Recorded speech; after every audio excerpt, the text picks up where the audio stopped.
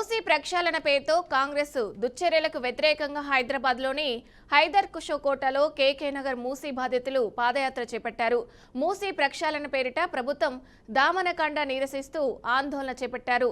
Save Musi save homes అనే నినాదంతో భారీగా నిరసన ప్రదర్శన చేశారు.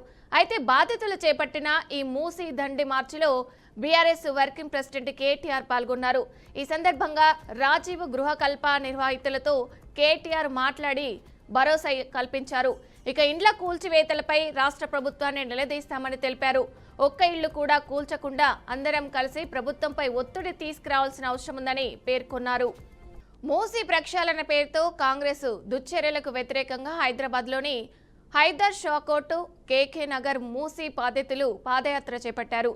మూసీ ప్రక్షాళన పేరిట ప్రభుత్వ దమనకాండను నిరసిస్తూ ఆందోళన చేపట్టారు. సేవ్ మూసీ సేవ్ హోమ్స్ అనే నినాదంతో భారీగా నిరసన ప్రదర్శన చేశారు. అయితే బాధితులు చేపట్టిన ఈ మూసీ దండి మార్చిలో బీఆర్ఎస్ వర్కింగ్ ప్రెసిడెంట్ కేటీఆర్ పాల్గొన్నారు. ఈ సందర్భంగా రాజీవ్ గృహకల్ప నిర్వాహితులతో కేటీఆర్ మాట్లాడి భరోసా ఇచ్చారు. ఇక ఇండ్ల కూల్చివేతలపై రాష్ట్ర ప్రభుత్వాన్ని నిలదీస్తామని తెలిపారు. ఒక్క ఇల్లు కూడా కూల్చకుండా అందరం కలిసి ప్రభుత్వంపై ఒత్తిడి తీసుకురావాల్సిన అవసరం ఉందని పేర్కొన్నారు.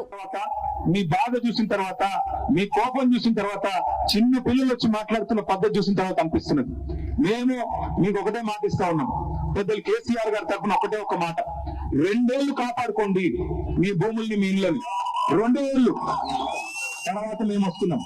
మీ దయతో మళ్ళీ వస్తాం. కేసీఆర్ గారు మళ్ళీ ముఖ్యమంత్రి అవుతారు. మీకు ఖచ్చితంగా మీ ఇంటికి కాదు కదా, మీ ఇంటి మీద సున్నం కూడా ఎవరు ముట్టకుండా చూసుకునే బాధ్యత నాది.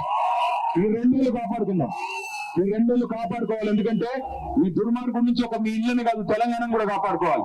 ఈ 2 ఏళ్లు మొత్తం కూలగొట్టడం, విధ్వంసం తప్ప నిర్మాణం తెలియని సన్నాసి ఈ దుర్మార్గం నుంచి, ఈ భూ బకాసురుడి నుంచి, ఈ రియల్ ఎస్టేట్ బ్రోకర్ నుంచి ఈ రాష్ట్రాన్ని కాపాడుకోవాల్సిన బాధ్యత మనందరి మీద ఉంది. మీ అందరితో ప్రార్థన, మీ అందరితో నా రిక్వెస్ట్ ఒకటే, దయచేసి గుర్తు పెట్టుకోండి. ఒక్కడి మీదకి వస్తే మనందరి మీదకి వచ్చినట్టే. మన ఇంట్లో కూర్చుని మనం ఏసీ గదిలో ఉంటే కుదరదు. మనం కూడా రోడ్డు ఎక్కాల్సిందే, సందర్భం వచ్చినప్పుడు పోరాడాల్సిందే. లేకపోతే తెల్లారి బుల్డోజర్ మీ ఇంటికి వస్తుంది. అక్కడెక్కడో కొడుతున్నారు కదా నాకేమి అనుకుంటే కుదరదు. తెల్లారి మీ ఇంటికి వస్తారు. మేమందరం ఎట్లా ఉంటాం? మేము ఎక్కడ పోం. మీరు కూతవేడు దూరంలో ఉన్నాం. మీ ఆవేదన చూసిన తర్వాత